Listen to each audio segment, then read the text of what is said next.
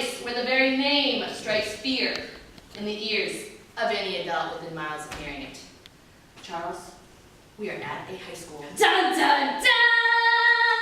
So, class, today we're going to speak of some of the lesser known, not as important authors of the Victorian age. Like a one-hit wonder? Exactly, like a one-hit wonder. Today's one-hit wonder is Charles Dickens. He had a very promising career with hits like Nicholas Nickleby and Oliver Twist, but then the hits just stopped. What happened? Well, no one really knows for sure. His wife was pregnant with their 5th child, and he was commissioned to write more, but they never came. What happened to him? Well, he died penniless and alone. Well, that is so sad. But if he could do it once, why couldn't he do it again? What? Stop this right now! Take me home! Take me away from this Carol! Don't you want to hear how it ends? No! No, I don't! I'll change, I'll rewrite my future. I'll rewrite my future. All right, Charles, that's the spirit. No pun intended. And with that, Charles took Carol by the hand. No, he did not. Sorry, he did not take Carol by the hand. No, he flung himself at her. He flung himself at her. And away they went. Now, if you could all just humor me this one last time, please close your eyes. We wish you a Merry Christmas. We wish you a Merry Christmas. We wish you a Merry Christmas and a Happy New Year. Good tidings to you. Sorry, good tidings of Christmas and a Happy New Year.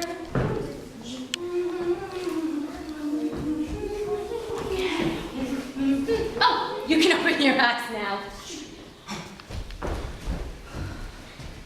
You did it! Please, what did you really doubt me? I gotta get writing. I have so much to write, I just don't know where to begin. Well, I don't either, Chuck. But you're the writer, so make me look good.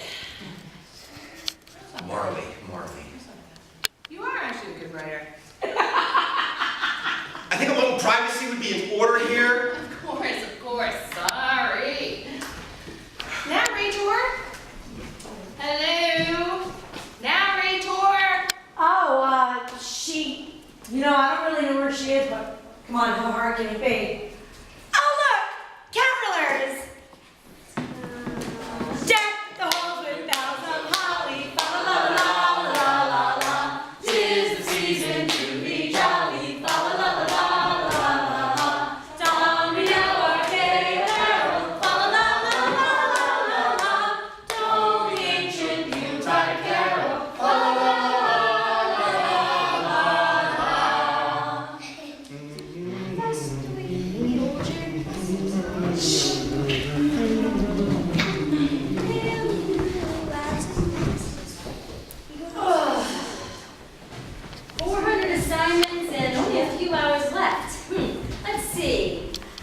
California, he's back. Massachusetts, she's back. Paris, Rome. All back. Just waiting on Carol. Geez, boss, you have quite the sense of humor. Well, somebody has to keep you on your toes. And is the mission complete? Well, he was right when I left him. Great, and you? How are you this holiday season? The truth? Yes.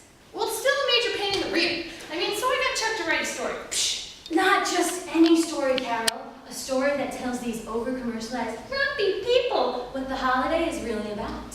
I guess, but... Need more proof? No, let's have a seat. Oh, man.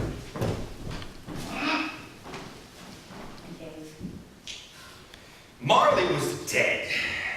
To begin with, there can be no doubt whatsoever about that. The register of her burial was signed by the clergyman, the clerk, the undertaker, and the chief mourner.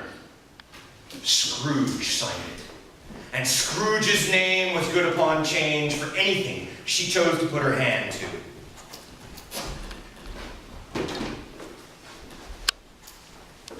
Aunt! God save you! Merry Christmas!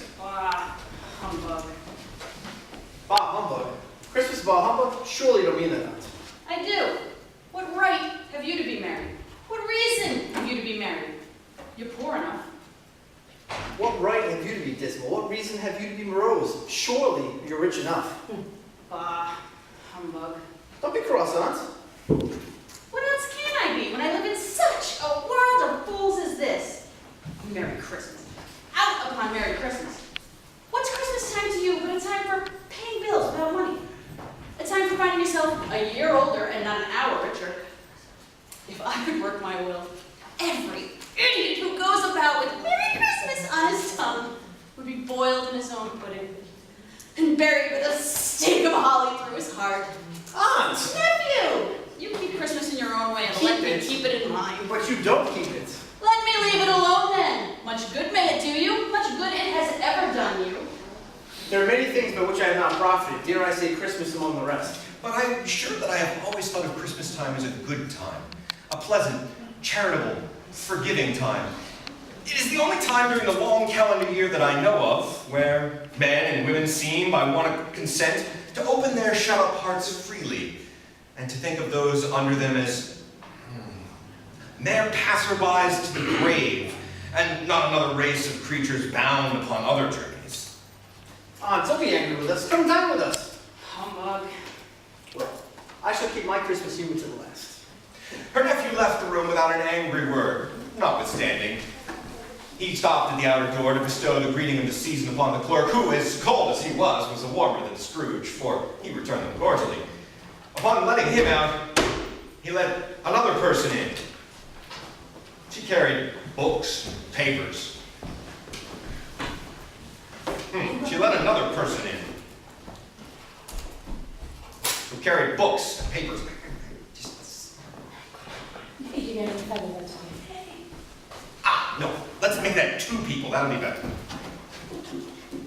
Oh, come on. Seriously? Do I have to do everything?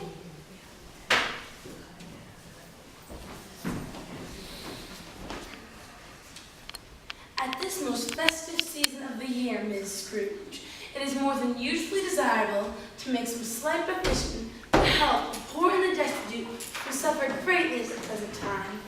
Many hundreds are in want of common comforts, ma'am. Many thousands are in want of common necessaries. Are there no prisons? Plenty of prisons.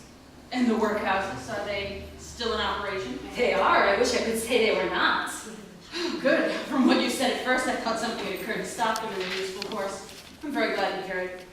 A few of us are endeavoring to raise a fund to help buy the poor some meat and drink and means of warmth. We choose this time because it is a time of all others when want is keenly felt and abundance rejoices. So, what shall you down for? Nothing. You wish to remain anonymous? I wish to be left alone. Since you asked me what I wish, ladies, that is my answer. I don't make merry myself at Christmas time, and I can't afford to make idle people merry. I help to support the establishments I have mentioned. They cost enough. And those who are badly off must go there. And he can't go there. And many would rather die. If they would rather die, let them do it, and decrease the surplus population. Seeing clearly that it would not be any point to pursue their point any further, I gotta phrase that differently. They withdrew. Oh, she was a tight-fisted hand, the grindstone, that Scrooge.